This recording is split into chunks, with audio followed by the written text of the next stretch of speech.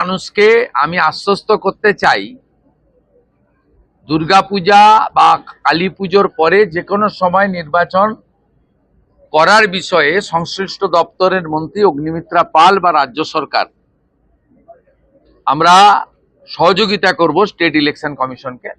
তার আগে ডিলিমিটেশন, চূড়ান্ত ভোটার তালিকা প্রকাশ এবং এখন যে নাগরিক পরিষেবাটা চালু করা দরকার, এই কাজটা করার জন্য আমরা নির্দেশিকা বলেছি এবং মাননীয় মন্ত্রী নিজে মনিটরিং করছেন প্রধান সচিবকে নিয়ে। শুধু একটা কথা আমি দুর্গাপুরের মানুষকে আশ্বস্ত করতে চাই, 2017 সালে আপনারা দুর্গাপুর কর্পোরেশনের ভোটে কেউ ভোট দিতে পারেননি। ভারতীয় জনতা পার্টির শাসনকালে কোনো নির্বাচনে কোনো ভোটার ভোটাধিকার থেকে বঞ্চিত হবেন না।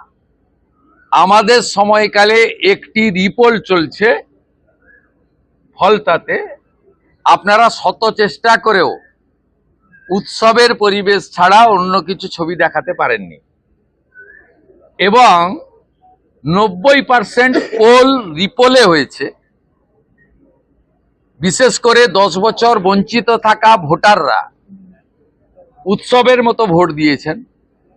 গ্রামবাসীরা সবাই মিলিত হয়ে খাওয়ারের ব্যবস্থা করে ভোট দিচ্ছেন। আমি টিভিতে ইউটিউবে যা দেখছি তাতে ভারতীয় জনতা পার্টির শাসনকালে প্রথম একটি নির্বাচন গণতন্ত্রের মহোৎসবের মতো কিভাবে উৎসবের আকার নিতে পারে, ফলটা দেখলেই সারাটা দিন কেমন যাবে ভোরবেলায় বোঝা যায়।